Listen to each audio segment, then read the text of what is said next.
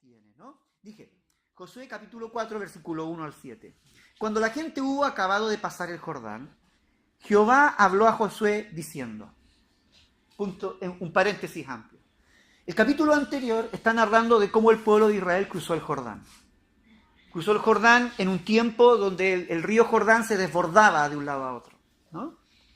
Y Dios le había dicho a Josué que organizara el cruce del Jordán y que quienes tenían que ir adelante del pueblo eran los sacerdotes con el arca de Dios.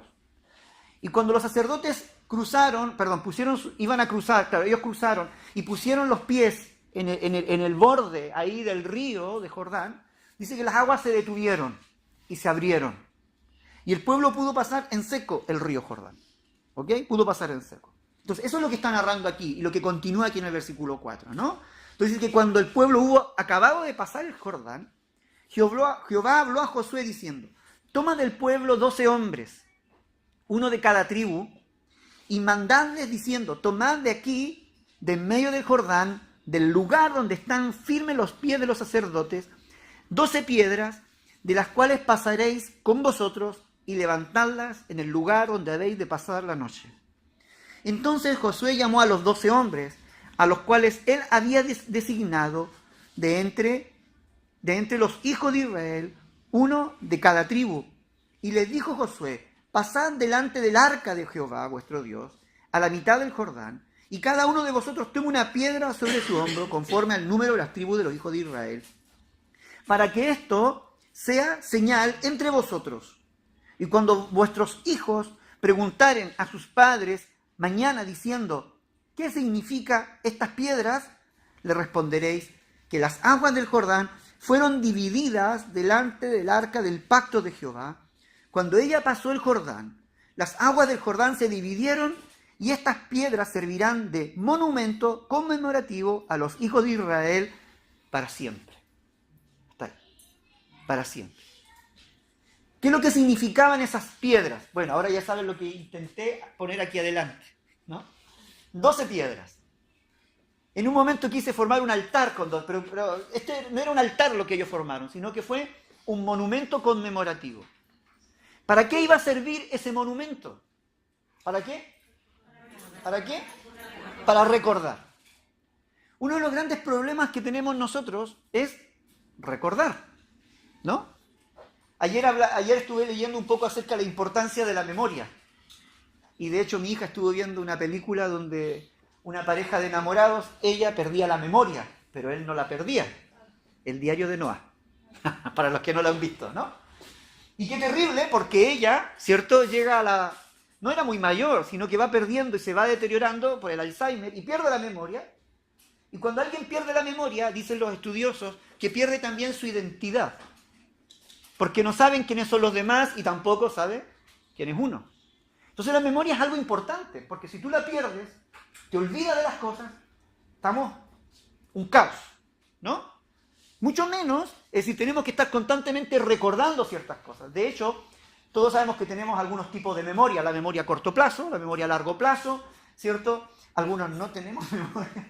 Se nos olvida hasta dónde dejamos las llaves. ¿Dónde dejé las llaves? ¿No? ¿Dónde las dejé? ¿Dónde dejé la cartera? ¿Dónde dejé esto? ¿No? ¿Dónde aparqué el coche, por ejemplo? ¿No? Cuando hay que dar muchas vueltas, hoy día lo dejo en un lado, otro. Nos cuesta. Y tenemos que hacer. Y hay otra memoria que es más corta que la memoria a corto plazo, que tiene que ver con la memoria sensitiva, que es con la que nosotros simplemente percibimos, la que se percibe en nuestros sentidos, y dura solamente lo que necesita el cerebro para procesar la información. Luego se acabó, ya no lo recuerda. Capta la información, dura una milésima de segundo donde el cerebro arma la información, qué sé yo, a través de la vista recibe la información, el cerebro forma los colores, la forma, le da una definición y se acabó. Hasta ahí llegó esa memoria. Muy cortita, ¿no? Pero las memorias a largo plazo son aquellas que marcan nuestra vida. Y especialmente, dicen los estudiosos, que nosotros recordamos por mayor tiempo aquellas situaciones donde todos nuestros sentidos estuvieron involucrados.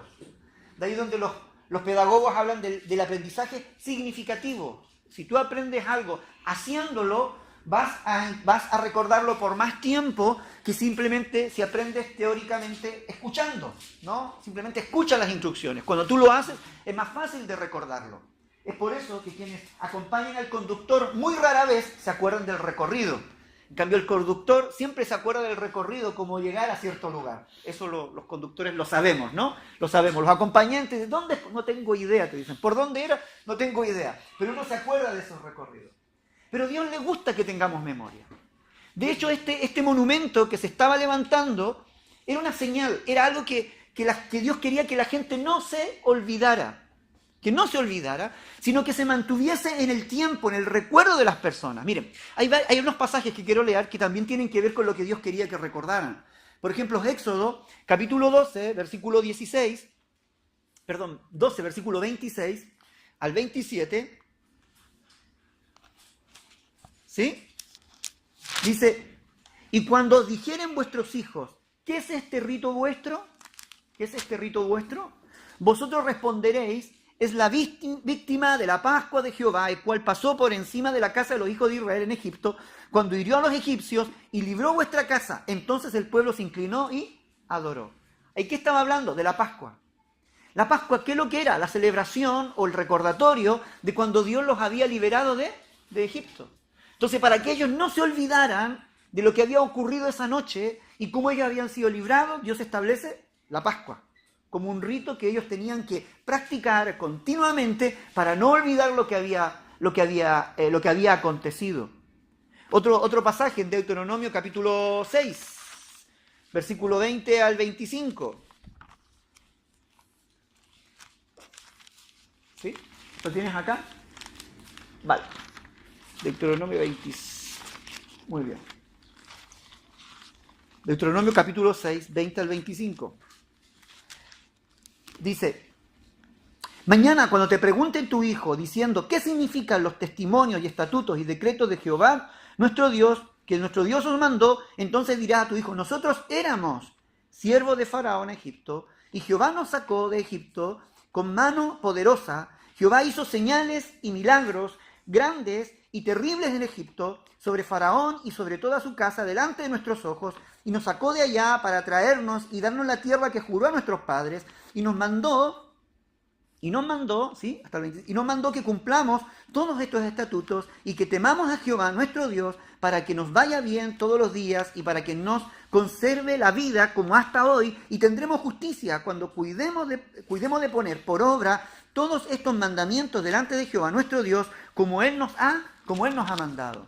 Papá, ¿por qué? ¿De dónde salieron los mandamientos, los 10 mandamientos? Bueno, cuando Dios nos sacó de Egipto, porque nosotros éramos esclavos en Egipto, Dios nos dio estos mandamientos para que nosotros los guardaremos y de esa manera podamos recibir su bendición y vivir, ¿no? Es decir, Dios le interesaba que la gente se acordara de los hechos, se acordara de las situaciones, se acordara de las experiencias que Él había tenido al lado de Él. Pero como dije yo al comienzo, nuestra memoria es frágil. Nuestra memoria tiende a olvidar siempre lo que Dios ha hecho. Y cuando nosotros olvidamos, ¿sabía usted que cuando nosotros olvidamos, y por ahí hay un bolero, me viene a mi mente, que dice, prefiero que me odies a que me olvides, dice. Claro, porque mientras me odias, sigo existiendo, pero si me olvidas, ya no existo. Porque la existencia pareciera que está muy presente o está relacionado con el recuerdo de las cosas. Cuando tú pierdes el recuerdo de algo, eso deja de existir.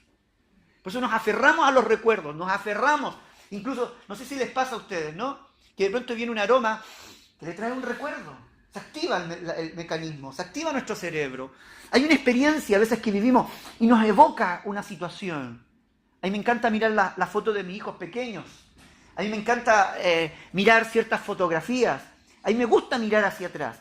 Pero no porque eso haya sido mejor, sino porque me evoca de dónde yo vengo, de dónde, lo que yo he pasado, lo que yo he vivido. Eso es parte de mi historia. El pasado, por eso es que a Dios le interesa que recordemos. Porque a Él le gusta que nosotros miremos la historia del pasado, para que nosotros valoremos por dónde Él nos ha traído y por dónde Él nos ha llevado. Porque si Él nos ha traído y Él nos ha llevado, nos ha traído hasta aquí, Él también nos llevará también. Es decir, si Dios ha estado con nosotros en el pasado, es garantía de que Él seguirá estando con nosotros en el futuro también. Me voy explicando. Entonces Dios por eso, Él quiere que hagamos memoria. El Salmo 105, versículo 5, Él dice, acordaos, dice. Y Él incluso nos llama allí, ¿no? Hace un llamamiento. 105, Salmo 105, 5. Acordaos de las maravillas que Él ha hecho, de sus prodigios, de los juicios de su boca o de sus palabras que salen de su boca. Es decir, Dios quiere y nos anima siempre a acordarnos, a estarnos acordando, estándonos recordando lo que Él ha hecho. Y es muy bonito, dice, acordado de las maravillas. Incluso hay muchos de los salmos que cuando nosotros los leemos, siempre están recordando lo que hizo Dios. Y Dios, qué sé yo, echó a la mar los carros de Faraón. Y Dios nos dio maná en el desierto. Y Dios mató al amorreo. Y Dios nos dio por posesión. Y van siempre recordando. ¿Por qué? Porque la única manera de que el ser humano pueda tener presente esa experiencia y su fe también se pueda asentar y pueda confiar. Es decir, el recuerdo también alimenta nuestra fe. Esos momentos, cuando nosotros evocamos esos momentos, los recordamos, ¿no? Y no solamente los recordamos, sino que los proclamamos y los comentamos y los contamos de lo que Dios ha hecho en nuestra vida, eso también provoca que nuestra fe se vaya asentando, se vaya afirmando, ¿no? Y volvemos a glorificar el nombre del Señor a través de esto. El pueblo, en este caso, cuando cruzan el Jordán, me llama la atención de que, porque Dios podría haber dicho, mira, levanten una piedra grande, busquen una roca grande, instálenla allí, y de alguna forma esa roca va a recordar que un día yo abrí aquí el Jordán, ¿no?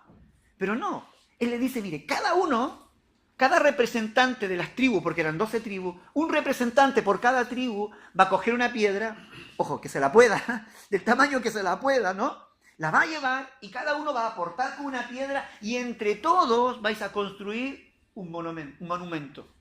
Entre todos vas a construir allí un lugar para que se acuerden. Por eso que son 12, bueno, aquí yo puse 12, ¿no? Porque lo que quería el Señor, el primer principio de todo esto era, ¿para qué? Para que ellos pudiesen recordar. Todos tenían que recordar. Y cuando habla allí del número 12, nos habla de una unidad, nos habla de un pueblo. ¿Sabes? Es bonito recordar lo que Dios hizo en mi vida. A mí me encanta. Cuando yo miro mi vida y todo.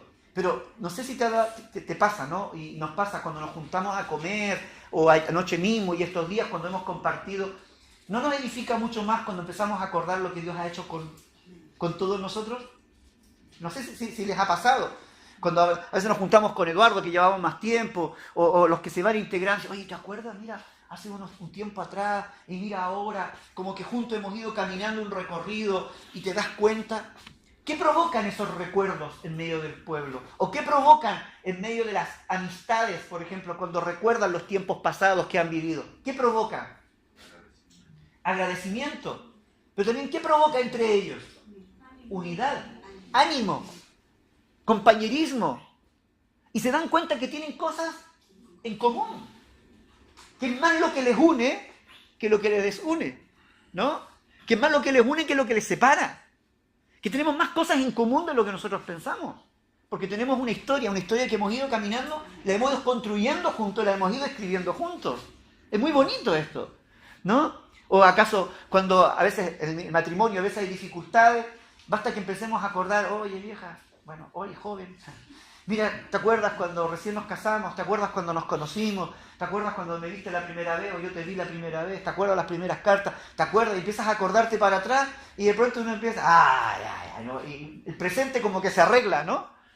¿Por qué? Porque la evocación de que tenemos una historia, de que tenemos un pasado, que tenemos algo en común, que no ha nacido de la noche a la mañana, sino que se ha ido forjando en unidad, eso le da identidad, eso nos da compañerismo, eso provoca, ¿cierto?, que nosotros sintamos una vivencia, una experiencia de cuerpo. Entonces, los 12 nos habla de una unidad, de un pueblo. Las 12 piedras iban a servir para siempre como una señal, como un memorial, pero para todo el pueblo. No que solamente uno había vivido la experiencia, sino que todos eran testigos de esa experiencia y a la vez eran responsables de esa experiencia que ellos habían vivido en su conjunto. Entonces eso es importantísimo, ¿no? Ahora, por otro lado, es interesante también, ¿no? Cuando nosotros empezamos a pensar lo que para ellos significaba el cruzar el Jordán. El Jordán para ellos significaba un cambio de etapa, un cambio de vida. Este memorial no solamente significaba que habían cruzado el Jordán. No. Decía que cruzaban, tranquila, concéntrese. Significaba que ellos, tengo ojos en la espalda, en las orejas, en todas partes, que ellos cruzaban el Jordán, pero porque se iniciaba una nueva etapa. Yo no sé si a ustedes les gustan las nuevas etapas. A veces hay nuevas etapas que uno como que dice, se acerca una nueva etapa, pero hay otras nuevas etapas que llegan de improviso, sin que uno las espere, ¿o no? Esas son las que uno más se asusta, porque, ¡oh! Y ahora me han pedido el piso, y uno tiene que cambiarse de piso así, pero de un rato para otro. ¿O no, Eduardo? No, y apenas somos 7 en casa, no tengo a dónde. No somos muchos, ¿no? Y tengo unas pocas cositas que ordenar. ¿Cables? No, ya. ¿Qué sé yo, no? ¡Ah! Cambios de improviso. Pero hay otros cambios que uno como que dice, por ejemplo, el que está planificando una boda, sabe que se va a casar y empieza a soñar con los cambios que van a venir. Hay cambios para los que uno está preparado. Uno se prepara. Hay otros para los que uno no está preparado. El pueblo de Israel estaba marcando un antes y un después en su vida. Ese cruce del Jordán significaba dejar atrás una forma de vida, un estilo de vida, una mentalidad, ¿cierto? Un concepto de todo lo que ellos tenían de Dios y cruzando el Jordán iban a comenzar a vivir algo totalmente nuevo. Algunas cosas que ellos dejaban atrás. Eso lo podemos dedicar para otra predicación, pero solamente unas 4 cosas que ellos dejaban atrás. En primer lugar, ellos habían dejado atrás el camino del desierto. El camino del desierto era un camino simplemente de promesas. Camina que ya un día vas a llegar a la tierra prometida. Camina que un día vas a ir a la tierra que fluye leche y miel. Tú camina, algún día llegarás. Los que iban naciendo en el desierto le decían al papá, papá, ¿por qué hemos nacido aquí? No, porque vamos camino a la tierra que Dios nos ha prometido. Siempre era un camino a las promesas. Habían dejado atrás el camino de las promesas para entrar a poseer el camino, para pasar a poseer las promesas de Dios. Por otro lado, estaban dejando el camino del desierto, que era un camino de la muerte. Muchas cosas estaban muriendo. Mucha gente murió en el camino. Fueron 40 años allí. Muchos ancianos. Hubo una generación que murió allí en el desierto. Esa generación incrédula murió en el desierto. ¿Por qué? Porque Dios se encargó en el desierto de desarrollar la fe, al menos mínimos de fe, porque el pueblo de Israel tampoco fue una nación que se caracterizó por tener mucha fe, ¿no? Pero al menos unos mínimos que les permitiese entrar a la tierra prometida. Y en ese desierto muere esa generación carente de fe, esa generación incrédula, esa generación murmuradora, esa generación rebelde, esa generación contumaz, esa generación que no le creyó a Dios. Queda muerta y en el desierto. Y entra al desierto a vivir una nueva experiencia, a la tierra de Canaán, a la tierra prometida, una generación diferente. Una generación que le creyó a Dios. Una generación que creció en medio de un ambiente de milagros, de providencia, de ver cómo agua salía de la roca, cómo el maná se recogía por las mañanas, el ver cómo la salud se mantenía firme y no se deterioraba, el ver que aún sus vestimentas. Era una generación con una mirada y un concepto teológico de Dios totalmente diferente. En el desierto muere una generación de esclavos. Los esclavos murieron allí en el desierto. Quedaron postrados los esclavos. Esos esclavos que estaban tan esclavos que no sabían cómo vivir en libertad. Que aunque Dios les había dicho, ¡a correr!, ellos se quedaban allí. ¡Disfrutar la libertad! Ellos seguían pensando como esclavos. Seguían esperando órdenes que les controlaran, que les indicaran. No, yo quiero volver a Egipto. La generación de esclavos que siempre miraba hacia el pasado, que siempre miraba a Egipto y valoraba los dioses, valoraba la comida, valoraba la cultura, valoraba todo lo que estaba dejando atrás. Esa generación murió allí en el desierto. Y se levantó una nueva generación que no conoció Egipto y que por ende lo único que tenía de experiencia era el desierto y tenía una mirada hacia adelante. ¿Sabe? En el desierto muere mucha gente. El desierto va muriendo. Y muchas veces tenemos nosotros que vivir nuestros desiertos, tenemos que vivir nuestras experiencias. ¿Por qué? Porque llega un momento en que Dios dice, basta, ahora tú vas a pasar a otro nivel. Basta, dejemos de estar mirando tanto hacia atrás, tanto lo que hemos dejado, y vamos a proyectarnos hacia lo que está adelante, lo que dice el apóstol Pablo, ¿cierto? Ciertamente, olvidando lo que queda atrás, ¿cierto? Me extiendo a lo que está por delante. Me extiendo a las promesas, me extiendo al supremo llamamiento, me extiendo a lo que Dios tiene para mi vida. Era un camino, queda atrás el desierto, no fue todo malo, pero también el desierto fue un camino de milagros, donde la gente aprendió a conocer a Dios. Ellos habían vivido por años en Egipto, Dios estaba en silencio, de manos atadas. Pero en el desierto, esta gente, esta generación, aprendió a conocer a Dios. Ya no le contaron, ya no era el Dios de Abraham, de Isaac, de Jacob, sino que ese Dios histórico se transformó en su Dios. Pero ese tiempo quedaba atrás. Ahora, esa práctica y esa experiencia tenía que servir ahora para enfrentar este nuevo desafío, lo que iba a estar ahí al otro lado del Jordán. ¿Y qué es lo que ocurre?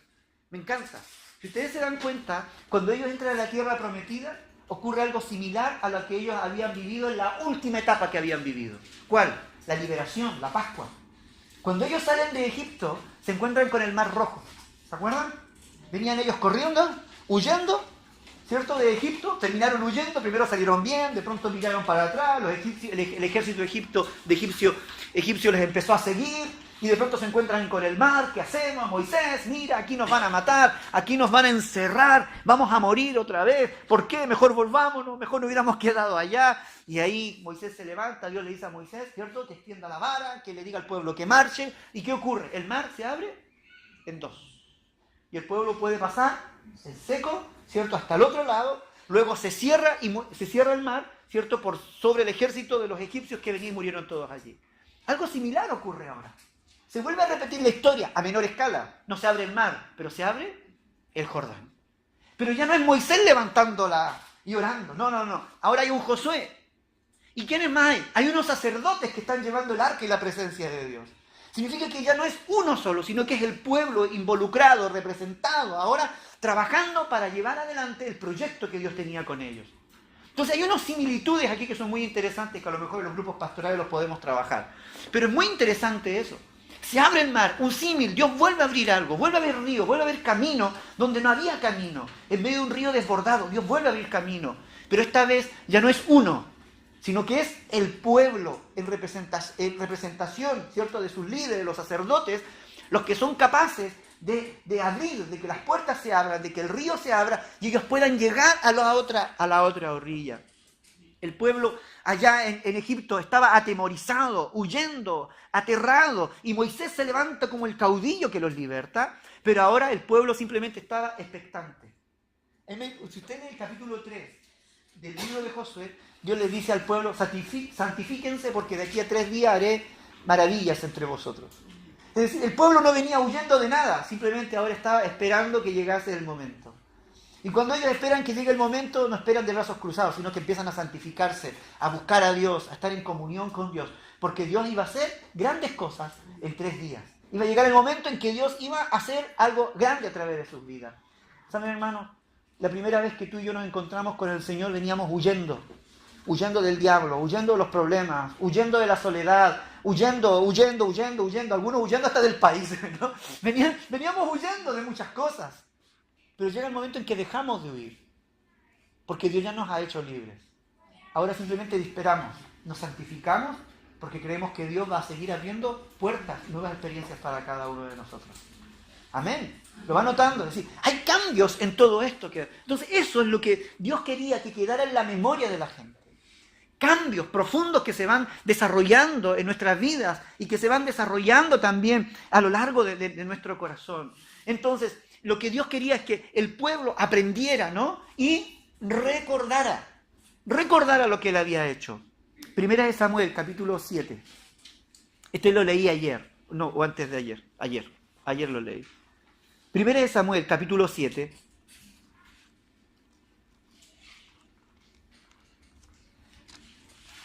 ¿Vale? Versículo 12. Gracias, secretario. 12 y 13. Mire lo que hace Samuel. Dios les había librado de los filisteos, eso lo contamos ayer. ¿Qué es lo que hace Samuel? Tomó luego Samuel una piedra y la puso entre Mizpa y Sen y le puso por nombre Ebenezer. ¿Qué es lo que está diciendo aquí con esa palabra Ebenezer? Diciendo, hasta aquí nos ayudó Jehová. Esta piedra se llama Ebenezer. ¿Por qué? Porque hasta aquí nos ayudó el Señor. Así fueron, dice, sometidos los filisteos y no volvieron más a entrar en el territorio de Israel, y la mano de Jehová estuvo contra los filisteos todos los días de Samuel.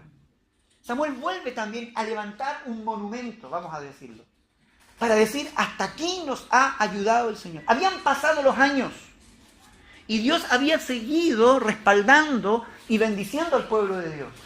Les había dado victoria, les había ayudado a poseer la tierra. Esa tierra que estaba por conquistar, ellos la estaban poseyendo, la estaban conquistando. Ya se estaban estableciendo, ya estaban establecidos, perdón. Y llega Samuel y se levanta y dice, hasta aquí nos ha ayudado el Señor. Hasta aquí Dios ha sido fiel. ¿Sabe? Hay una cosa bonita cuando nosotros recordamos. Porque cuando nosotros recordamos, lo que aprendemos es a confiar en el Señor.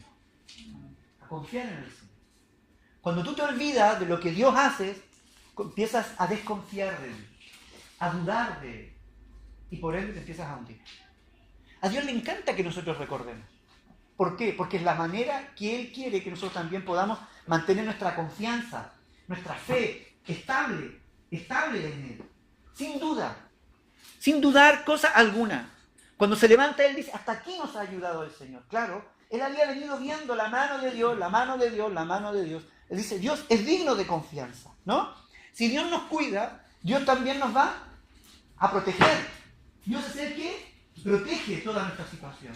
Él es el que guarda nuestra salida, nuestra entrada, desde ahora y para siempre. Entonces, cuando nosotros nos vamos recordando de lo que Dios ha hecho, así como lo estaba recordando aquí Samuel, él se da cuenta que Dios le había protegido de los filisteos. El pueblo de Israel allí en el Jordán se estaba acordando cómo Dios los había protegido en el desierto y cómo ahora los introduciría allí. Si Dios había estado con ellos protegiéndolos, otra vez estaría con ellos también guardándolos, ¿no? Guardándolos. Una y otra vez estaría guardándolos. Isaías 43, 16 al 19.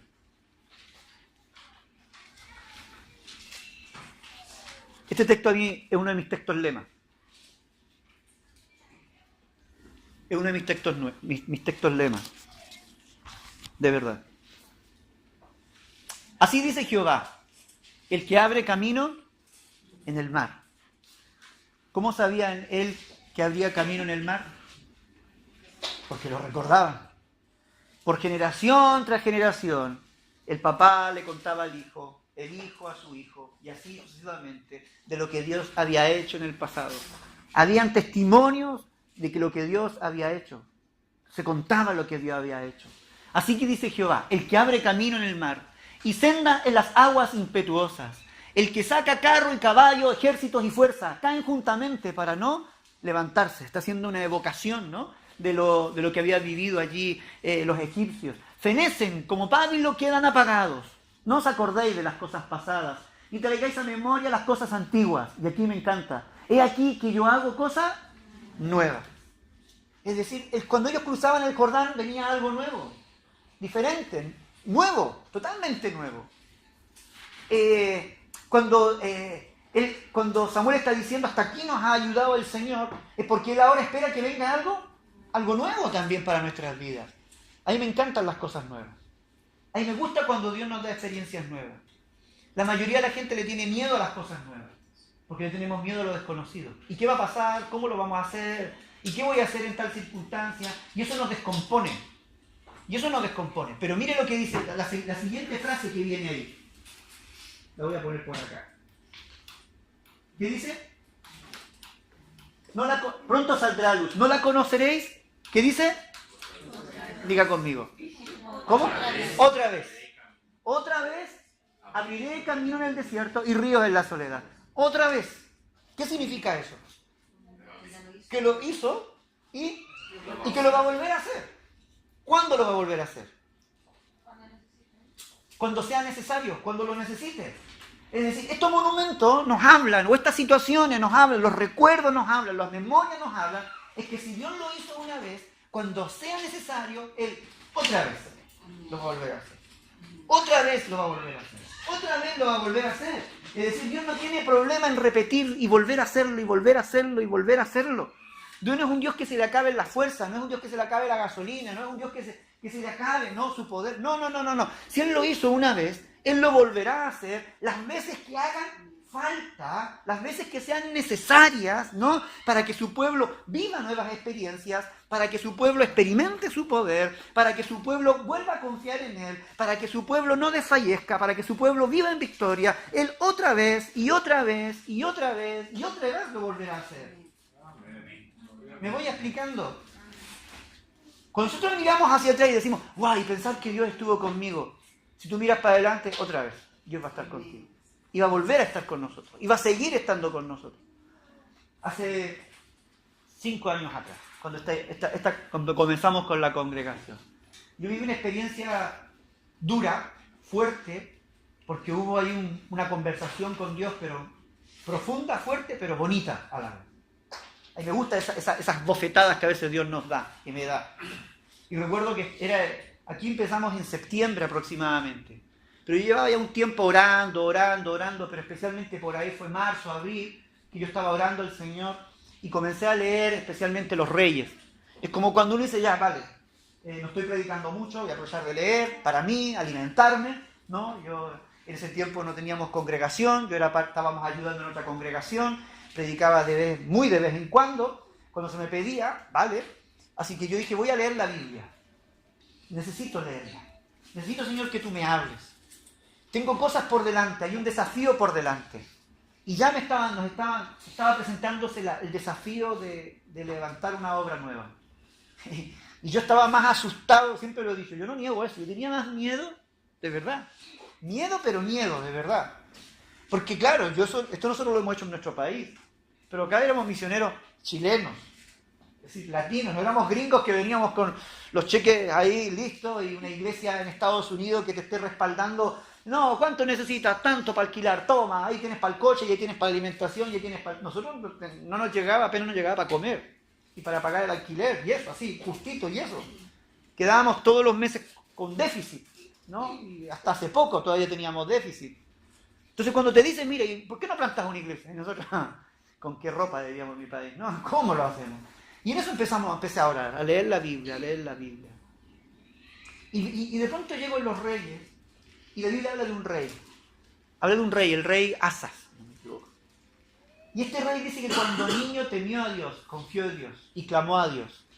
Y Dios lo libró de todos sus enemigos. Dice la Biblia, lo libró de todos sus enemigos. ¡Wow! Extraordinario. Yo cuando iba a ese pasaje, mira el chico tenía 8 años creo que tenía. Y confió en Dios, se apoyó en Dios, y usa la palabra, se apoyó en Dios, y Dios lo libró de todos sus enemigos. Cuando uno da vuelta a la página, al capítulo siguiente, a los 2 capítulos siguientes, uno se encuentra este mismo rey, pero ya adulto, mayor, y de pronto se entera de que lo van a invadir los enemigos. Entonces entra en alianza con los egipcios, entra en alianza con otros países, y les paga, otros imperios, y les paga para que lo libren a él de sus enemigos. Y de pronto abajo le va bien en la victoria, pero no logró derrotar a todos sus enemigos. Y Dios le dice, si te hubieses apoyado en mí, yo te hubiese librado y te hubiese matado a todos tus enemigos. Pero no te apoyaste en mí, como en la juventud. Entonces Dios hablaba a mi vida y decía, eso le pasa a todos. Cuanto más tiempo llevamos en el Evangelio, aunque conocemos mucho de Dios, el racionalismo nos impide confiar a Dios como cuando éramos niños. Y recuerdo que Dios trajo a mi mente la historia, el recuerdo. Me empezó a catapultar un poquito hacia atrás, a los 13 años. Bueno, poquito, más que poquito, ¿no? Ya, si no soy, tengo cara de chaval, pero no lo soy. A los 13 años, a los 15 años, 16 años, 17 años, 20 años. Y empecé a ver las experiencias, empecé a ver lo que había hecho, lo atrevido, lo osado, ¿no? A los 22 años cuando hice el mayor atrevimiento y me casé con mi mujer, ¿no? Ese fue una gran... Y nos fuimos al sur de Chile y cómo Dios nos usó allí, cómo Dios nos sostuvo, vimos su mano, su providencia, que nos costó, que sufrimos, que lloramos, pero salimos allí del horno, ¿no? Luego cuando empezamos y empecé a hacer memoria, y Dios me dice, si yo estuve contigo allí porque te apoyaste, si te apoyas hoy en mí, ¿tú crees que te voy a abandonar? ¡Zascas! Como dirían aquí, ¿no? ¡Zascas! ¡Ta! Yo dije, y me puse a llorar. Yo me acuerdo que empecé a llorar. Estaba solo leyendo y me puse a llorar. Y le digo, Señor, perdóname. Perdóname por dudar. Porque a estas alturas de la vida dudar, por favor, Señor. Se supone que soy un hombre de fe. Se supone que estoy para vivir por fe. ¿Cómo voy a dudar? Esta iglesia comenzó así. Esta visión o este trabajo lo empezamos así, con miedo. Yo lo empecé con temor. De hecho, con Sara nos miramos y decíamos, ¿qué hacemos ahora? nos cortaron toda la ayuda.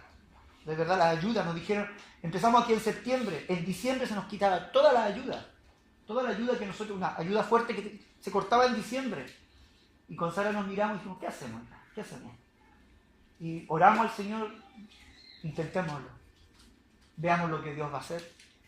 Probemos a Dios, veamos lo que Dios hace. Si aguantamos enero, vivamos el mes a mes.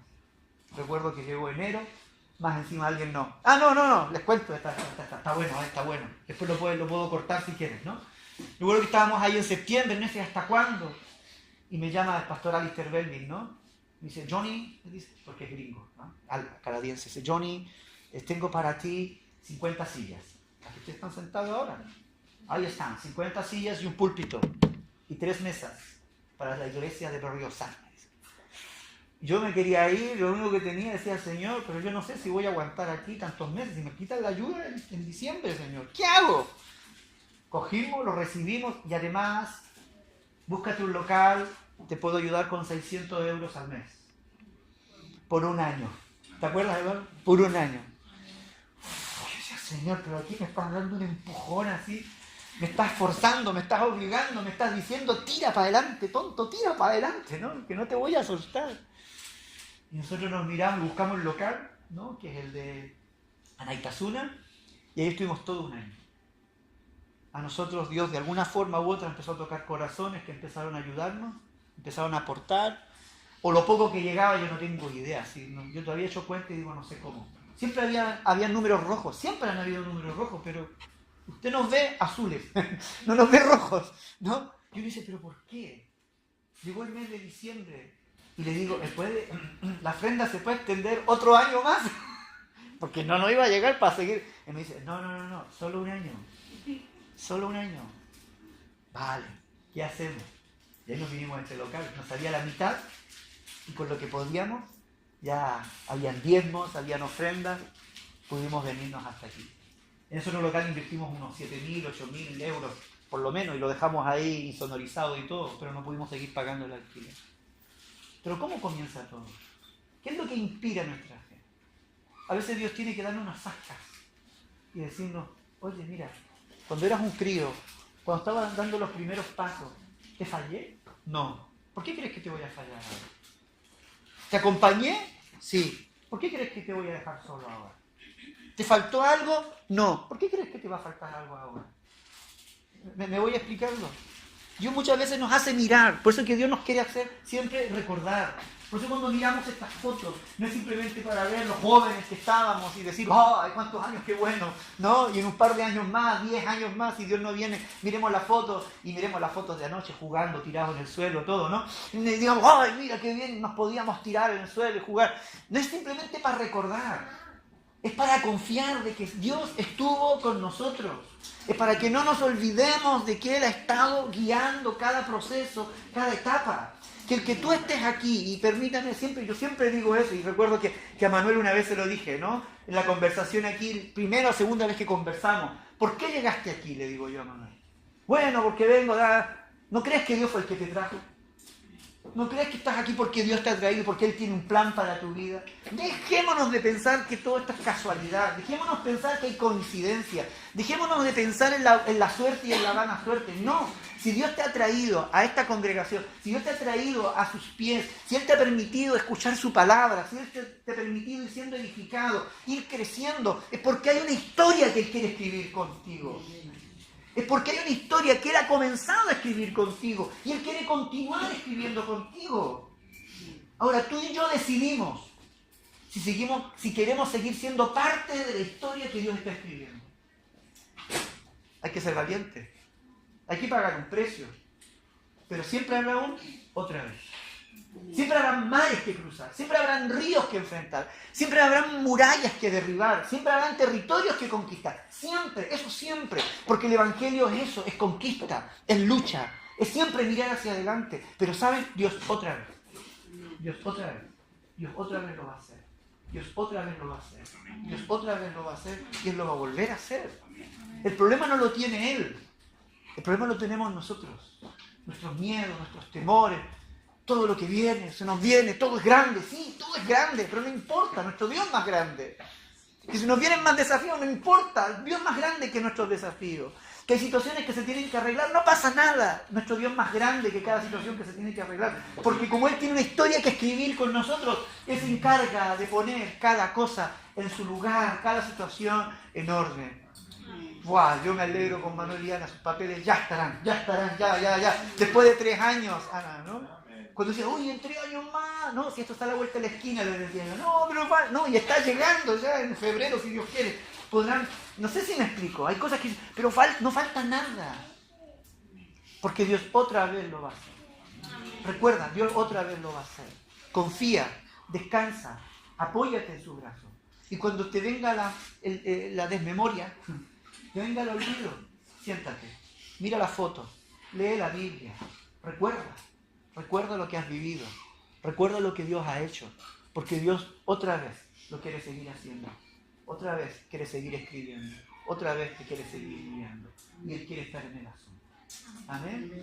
Gloria al Señor. Ya lo siento que me haya alargado. Puesto en pie, vamos a orar al Señor.